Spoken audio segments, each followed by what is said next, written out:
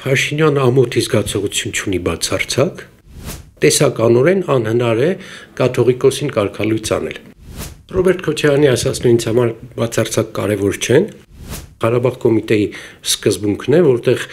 11 հոգի լիդեր էին, չկար լիդերների մեջ լիդեր։ Մեր ստեղծած երեխան է այս երկիրը։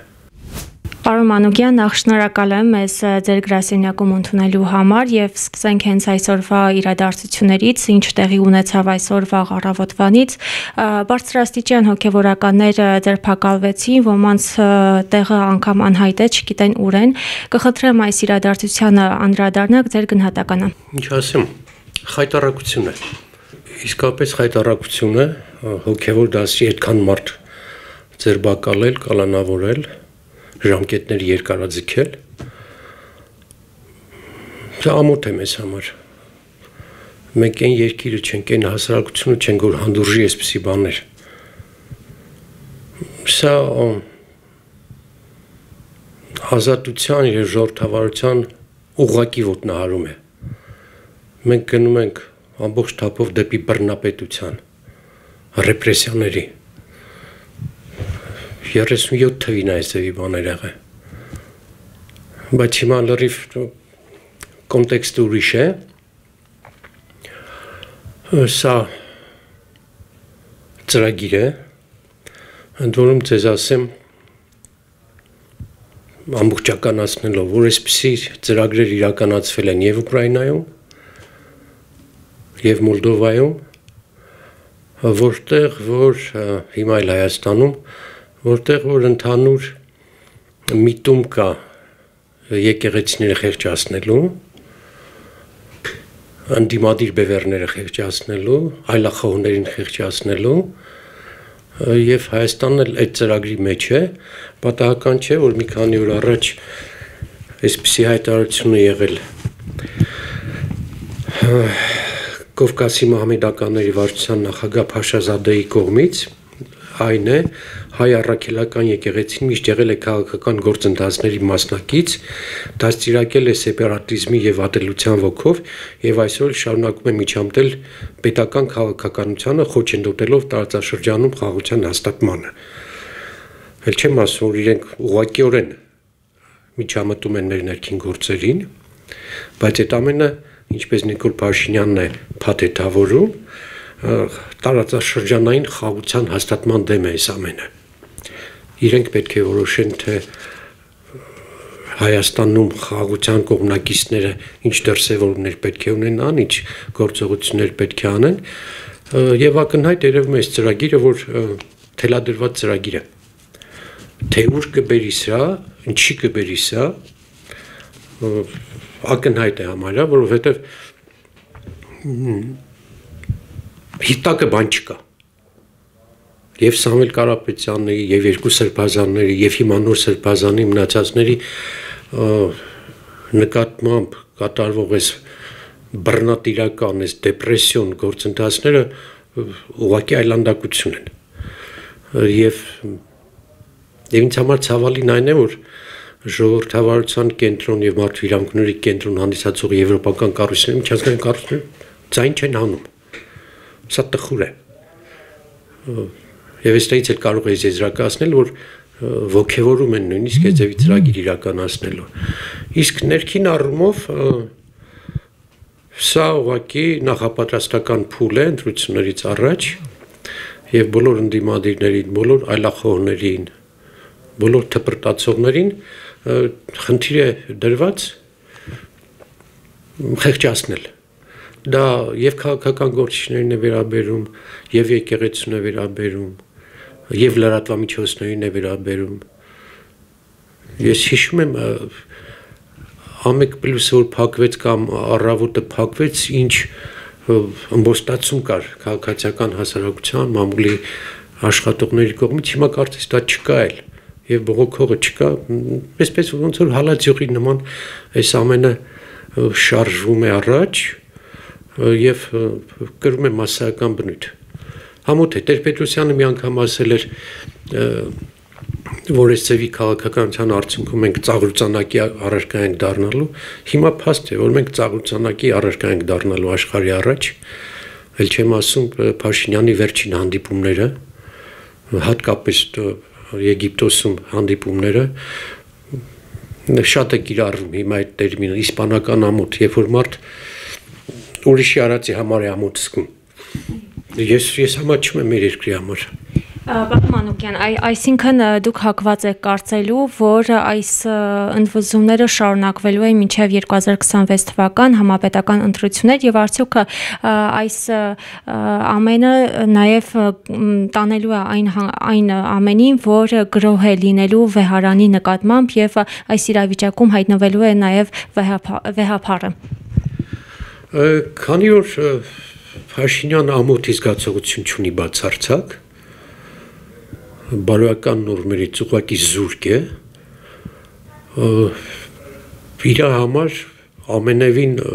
ցավել չէ, որ դրա արդյունքում կարող են լինել քաղաքացիական բախումներ։ Ինքը շատ լավ գիտի, որ եկեղեցին ունի բարձր ռեյտինգ, եկեղեցին հայաստանյան չէ, հայկական է, համաշխարհային եկեղեցի է, մենք ունենք 12 թեմ Հայաստանում, 27 թեմ ունենք Հայաստանից դուրս, եւ լավ զգալով, որ եւ իմանալով փաստ է դա, դրա դեմ ոչինչ չեն կարող անել, որ օրինական ճանապարհով, եթե անգամ եկեղեցին խանգարում է ինչ-որ բաների, ասենք թե եկեղեցու դեմ պայքարը, ասենք թե արդարացված է, ոչ մի կերպ տեսականորեն հնարավոր չի, որ կաթողիկոսը կարգալույծ արվի։ Հնարավոր չի ուղղակի։ Նախ Նիկոլ Փաշինյանի այս գործողությունները կաթողիկոսի ռեյտինգը բարձրացրին։ Կաթողիկոսը ուներ թերություններ, ուներ քննադատելու տեղ, բայց ոչ այնքան, որ ներքին բախումների հասնենք, եւ այդ անգամ դժգոհությունները հիմա մոռացվեցին։ Եվ ձեզ հավատացնում եմ, այն 400 պատվիրակները, որոնք սովորաբար ընտրում են կամ կարգալույծ են անում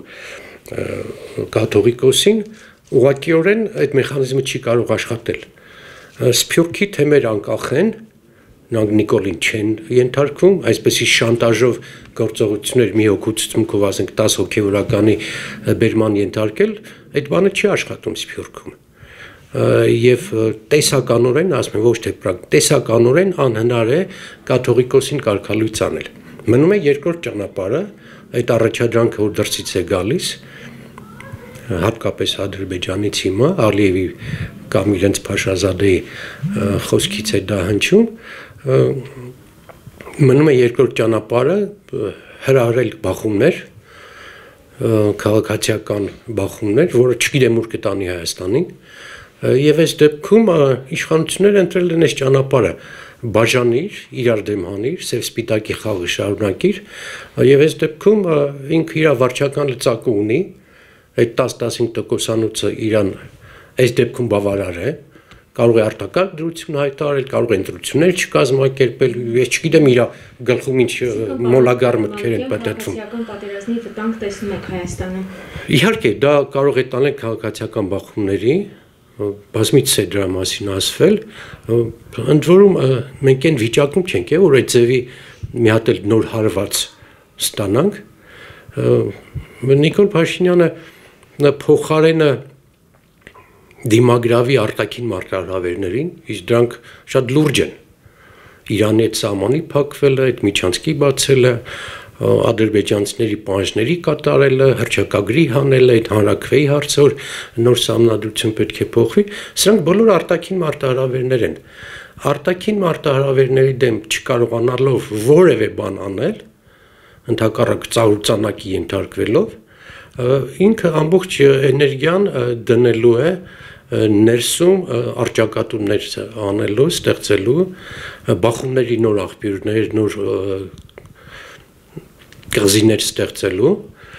եւ այդ դեպքում մանավանդ եթե ունենա աջակցություն, իսկ ակնհայտ երևում է, որ ինքը աջակցությունի գոնե Ադրբեջանի եւ Թուրքիայի կողմից,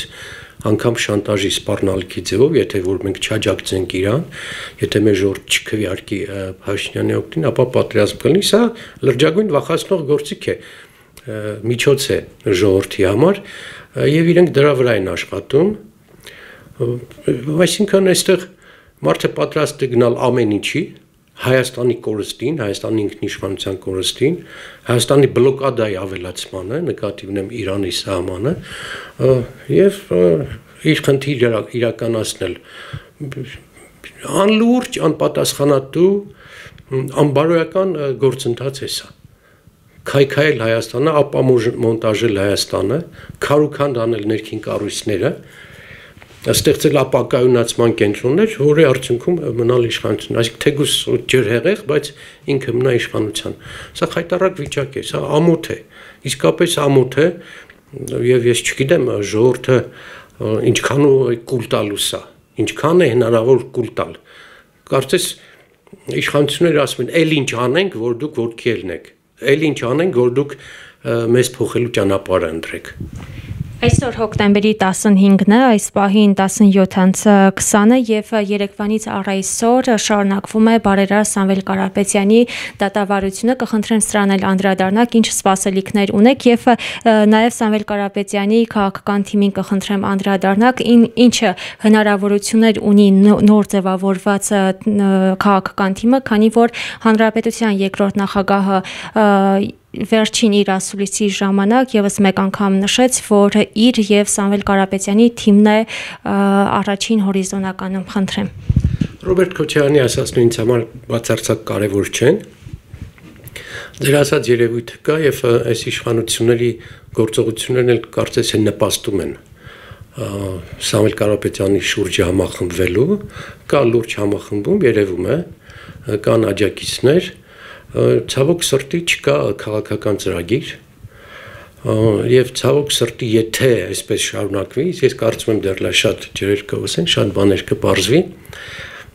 ցավոք սրտի այս սցենարի շարունակման դեպքում առաջիկա ընտրությունները նորից չեն լինի քաղաքական, նորից չեն լինի ծրագրերի միջև ընտրություն եւ լավ բաներ խոստանալը քաղաքական չէ։ Ցանկացած սիրուն ծրագիր ներկայացնելու համար պիտի ներկայացնես ոչ միայն ծրագիր, այլ ինչպես ես հասնելու դրան։ Եվ բացի այդ Հայաստանն այսօր գտնվում է այնպիսի վիճակում, որ ակնհայտ կոնկրետ պետք է արտաքին աշխարհի հետ կապված եւ ներքին հարցերի հետ կապված կոնցեպտուալ որոշումներ, սկզբունքային որոշումներ կայացնես։ Այդ առումով ես դա չեմ տեսնում, բայց այն որ իսկապես որպես մինիմում ծրագիր Նիկոլ Փաշինյանի իշխանությունից հեռացնելը կարևոր է, դա շատ կարևոր է, բայց ոչ պակաս ես կարևորում եմ հարցի երկրորդ մասը, ինչպես, ինչ ծրագրով, ովքեր են իրականացողները, ինչ դոմինանտ լուծումներ ես դու առաջարկում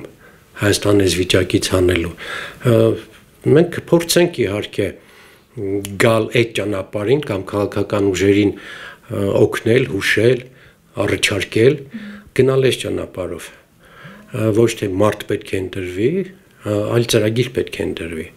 Եվ այդ առումով մենք հիմա աշխատանքներ շարունակում ենք որոշ քաղաքական ուժերի հետ, հայտնի քաղաքական դեմքերի, հասարակական, հանրային, չէ, անուններ եկեք չասեմ, քանի որ այդ գործընթացը այսպես փուլում է եւ ավարտական փուլ չէ, բայց սկզբունքները, ինչպես մինչեւ այս ասեցի, սկզբունքները շատ ավելի կարեւոր են, ինչի շուրջ այս խառը վիճակից ինչ ձևով է դուրս գալու, որտեվ հեշտ չի կենաց ասել է ցանկություններ ասել այնքան մարդ կասի ուզում եք մի հատ 7-րդ դասանցուկ միկրոֆոն դեմտվեք ասեք ինչպեսի Հայաստան է ուզում բոլորը կասեն ինչպեսի Հայաստան են ուզում բայց ինչպես եւ ինչ գործիքներով դրա մասին խոսք չկա բոլոր դեպքերում լավ է որ կա շարժում ոգևորիչ է մասսաները չպետք է пассив լինեն քաղաքացիական դրսևորում գոնե կա հլա որ եթե չկա քաղաքականը կարծում եմ կլինի մենք ընդհանրապես փակել ենք մեր համագործակցությունը երկու քաղաքական ուժի հետ, մնացածների հետ չի բացառում սկզբունքն է աշխատում, տեսնենք ինչպես կստացվի, իսկ մեր ասած սկզբունքները, որ ավելի այսպես հիմնավոր է, ավելի պրագմատիկ է, ավելի իրեղեն է, ավելի ճիշտ է, այն է, որ այդ քաղաքական ուժերը, որոնք հայտ են ներկայացնելու իշխանության գալու, պետք է ամբիցիաներից հրաժարվեն։ Մենք սովորական ընտրության առաջ չենք, որ 5 հոգի կամ 10 հոգի վարչապետի տեխնացու լինի եւ ընտրություններ կանա, ժողովրդում կտա։ Դա չի խնդիր, դա ծրագիրը հետեւյալն է։ Միջոց, որով դուրս ես գալու այս վիճակից, միջոց, որով այս վիճակից դուրս ես գալու կանխատեսելի Հայաստանի կանխատեսելի փուլ կամ ավելի ռեալ խաղաղության փուլ եւ այդ մարտիկ, որոնք համաձայն են չլինել առաջինը, բայց ծրագիր իրականացնել, մեզ համար հաճելի է եւ օգտակար է եւ ճիշտ է այդ կարգի քաղաքական ուժերի եւ այդ կարգի մարդկանց հետ համագործակցություն ձևավորել դա մոտավորապես բազմից ենք ասել Ղարաբաղ կոմիտեի սկզբունքն է որտեղ 11 հոգի լիդեր էին չկար լիդերների մեջ լիդեր դա լավագույն ճանապարհն է որ այժմ գոնե մեծ համախմբում ստեղծես, շարժում ստեղծես, հետո լիդերը բնական ընթացքում կարծում եմ իհարկե կգա այդ մեխանիզմը աշխատել է Ղարաբաղ կոմիտեի ժամանակ։ Այնպես որ չգիտեմ, հաճախ եմ քաղաքական ուժերին այսպիսի բանով դիմում, ոնց որ թե չեք զգում մեր երկրի վիճակի ծանրությունը, ոնց որ թե չեք զգում թե ինչեր կարող ենք կորցնել, եթե հանկարծ Նիկոլ Փաշինյան 26 թվին ընտրվի։ Այս զգացողությունը, այս վտանգի զգացողությունը չկա շատ-շատերի մոտ։ Կա մարդկանց մոտ, կուսակցությունների մոտ, հատկապես անհատների մոտ, լուրջ մտավորականների, հանրային գործիչների մոտ, որոնք զգում են, որ դոմինանտ խնդիրը երկրի փրկությունն է, սուվերենության փրկությունն է, ոչ թե իշխանության գալը։ Իշխանության գալը ստից բան է, իշխանության գալը, ասենք եկար 5 տարի, երկիրը ուր է գնում։ Երկիրը այս պահին գնում է լրիվ վայրընթաց ուղով, կորուստների ուղով, սուվերենության կորստի ուղով, դեմոկրատիայի կորստի ուղով, մեկուսացման եւ բլոկադայի ենթարկվելու ուղով եւ մի հատ օրինակ բերեմ, որը ցավալիորեն այսօր դոմինանտ է Հայաստանի քաղաքաբանում, իշխանավորների քաղաքական դաշտում, մենք մերժել ենք բոլոր հնարավոր ռազմավարական ընկերներին, որոնց հետ կարելի է կապերը պահել, ոչ թե մտնել տակը, այլ կապերը պահել եւ նաեւ դիվերսիֆիկացնել հարաբերությունները արևմուտքի հետ, Միացյալ Նահանգների, Եվրոմիության, իսկ հիմա Նիկոլ Փաշինյանը մերժել է նախկինները, իսկ այդ նախկինները կոչվածը BRICS-ն է հիմնականում, արևելյան զարգացող չինական գործընթացն է, եւ այսօր Չինաստան, Հնդկաստան, Իրան, Ռուսաստան եւ այլ երկրներ լրջագույն աշխարհակաղակական կենտրոն են ստեղծում։ Լավ է, վատ է, դեմոկրատական է, կապ չի։ Ուժը դեմոկրատիա չի ճանաչում։ Եթե շատ ուժեղ են կարող դեմոկրատել չլինեն։ Ոչ Իրանն է դեմոկրատական, ոչ Ռուսաստանը, ոչ Չինաստանը, բայց մերժել մեկին եւ մյուսին չհասնել, այդպիսի միջանկյալ վիճակում ենք մենք։ Լոռու մի հատ էզեի անեկդոտ կար, հաճախ եմ հիշում այդ անեկդոտը։ Սովածշունը գետի ափին է եւ տեսնում է, որ մյուս ափին կա որս, որ եթե հասնի մյուս ափ, ինքը կփրկվի, կապրի։ Սկսում է լողալ, բայց ուժերը այնքան քիչ են, որ կարող է խորտակվել։ Առաջ է նայում, որսը այնտեղ է, հետ է նայում, արդեն հետ գնալը դժվար է։ Հետ գնա նորից սովից սատկելու է, բայց առաջ գնալու դեպքում էլ խեղդվելու է։ Եվ մենք Նիկոլ Փաշինյանն այսօր այդ վիճակում է գտնվում։ Արևմուտք է գնում կտրուկ մերժելով հին ափը, բայց հին ափել չի ուզում վերադառնալ, որովհետև այնտեղ էլ է սոված մնալու, այնտեղ բոլոր իրան ձեռ են առնում, Լուկաշենկոից սկսած, Տաջիկստանից սկսած, դրանք գումարվել է, չգիտեմ, Ալբանիայի վարչապետը, ամերիկացիները, Թրամփը եւ այլն, եւ մեր երկիրը այսօր ինքը տանում է այդ միջանկյալ կարգավիճակին, որտեղ ոչ փրկությունն է երևում, այդ փրկություն ասողները ասում են մենք ձեզ տիրություն չենք անել, քո անվտանգության խնդիրը դու լուծի։ Արևմուտքը գոնե ազնիվ է այդ առումով։ Եվ Եվրոպան եւ Միացյալ Նահանգները ասում են մեր վրա քո անվտանգային հույսերը չդնես։ Արի մեր մոտ, դու ստեղծի հակառուսական պլատֆորմ, հակաիրանական պլատֆորմին մասնակցի, ինչպես բանի ժողովին մասնակցելն էր Եգիպտոսի, որտեղ իրեն տանում են Ադրբեջանի, Միացյալ Նահանգների, Իսրայելի ցանկությամբ, պահանջով, հորդորով, որտեղ կարող է ինքը միանա Աբրահամի պակտին, այսինքն գնում է միտեղ, որտեղ ռիսկերը շատ են, դրանով հանդերձ մերժելով նաև արևմտյան մեր գործընկերներին։ Սա արկածախնդրություն է, սա մանկամտություն է եւ մեր ծրագիրը, եթե Աստված հաջողի այդ քաղաքական ուժերի անհատների հետ ստացվի, մեծ կլիպներով լինելու է այսպեսին չմերժել հինը, օգտվել նաև նորերից։ Տեր-Պետրոսյանի հայտարարության մեջ մեր շատ կոմպակտ, լակոնիկ բան կար։ Մեր տրանսպորտային ուղիները, լոգիստիկ ուղիները պետք է իրենց մեջ այս սկզբունքը պարունակեն։ Հարևանները, Իրանը, Ռուսաստանը պետք է շահագրգռված լինեն այստեղ խաղաղության ծրագրում, ճանապարհների բացումով, որը ամենևին չի մերժում Ամերիկայի Միացյալ Նահանգների եւ Եվրոմիության կապերը։ Բալանսավորված արտաքին քաղաքականության մասին է խոսքը։ Սա է լուծումը։ Խաղաղություն, որի մեջ շահագրգռված պետք է լինեն գերտերությունները, որտեղ եթե դու գնում ես մի գերտերության հովան տակ ես մտնում, որևէ մեկի կապ չունի արևելքն ընդհանրապես մերժում ես մնացածները դառնում են քո հակառակորդները, ասեմ, քո չկամները, ասեմ, քո դեմ պայքարողները, ասեմ։ Մենք միշտ ասել ենք ոչ պետք է հակառուս լինել, ոչ պրոռուս լինել, ոչ հակաամերիկացի լինել, ոչ պրոամերիկացի լինել, պետք է լինել հայկական, հայաստանյան օրակարգ պետք է ձևավորվի։ Եվ մեր ստեղծվելիք քաղաքական ուժի կամ քաղաքական շարժման, եթե ստացվի, հուսանք կստացվի, լոգոն, ասելիքը, թեզը լինելու հայկական օրակարգի ստեղծումը։ Օրակարգ, որտեղ դու արժանապատիվ ես։ Ոչ թե դու գնում ես խնդրում ես, ասում ես դու չճանաչեցիր ինձ, պարոն Տրամփ։ Աստված քեզ օրհնի։ Հետո բարժանապատվությունը ուր մնաց։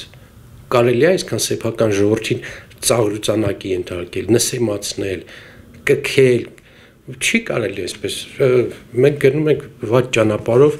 եւ հնարավորինս պետք է կանգնեցնել այս ընթացքը։ Շուտ։ Պարոն Մանուկյան, վերջին հարցս է, փոքր ինչ իհարկե անդրադարձակ ՀԱԿ-ի գործընթացներին, թե ինչպես եք, ինչ ճանապարհով եք մոտենում համապետական ընտրություններին եւ վերջին խորհրդարանական լսումների ժամանակ իմպիչմենտի գործընթացի վերաբերյալ խորհրդարանական լսումների ժամանակ Լևոն Զուրաբյանը բացառեց, որ միավորվելու են Հանրապետության երկրորդ եւ երրորդ նախագահների հետ, կարծես թե դուք էլ դրա մասին եք ակնարկում, արդյոք հնարավորություն տեսնում եք միավորվել մեր ձևով շարժման հետ, նրանց հետ որևէ քննարկումներ եղել են, փորձեր եղել են, որ միասին որևէ հարցի շուրջ բանակցեք եւ նաեւ կոչ արեցի քաղաքական գործիչներին, քաղաքական թիմերին իրենց ամբիցիաները մի կողմ դնել։ Արդյոք ՀԱԿ-ը համապետական ընտրությունների ճանապարհին իր ամբիցիան մի կողմ է դրել։ Միանշանակ մի կողմ է դրել անձնական կուսակցական ամբիցիաները, որովհետեւ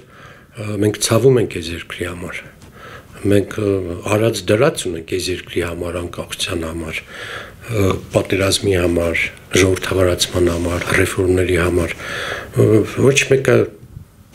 թող չասի, թե մեզ ինչ շատ է ցավում այս վիճակի համար։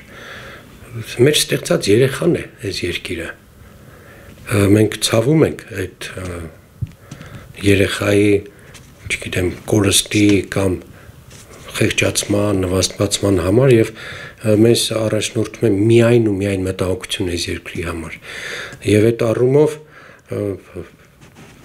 այսպես Նարեկի նման պատասխանեմ, ոնց որ ինքը պատասխանեց, չբացառելով համագործակցությունը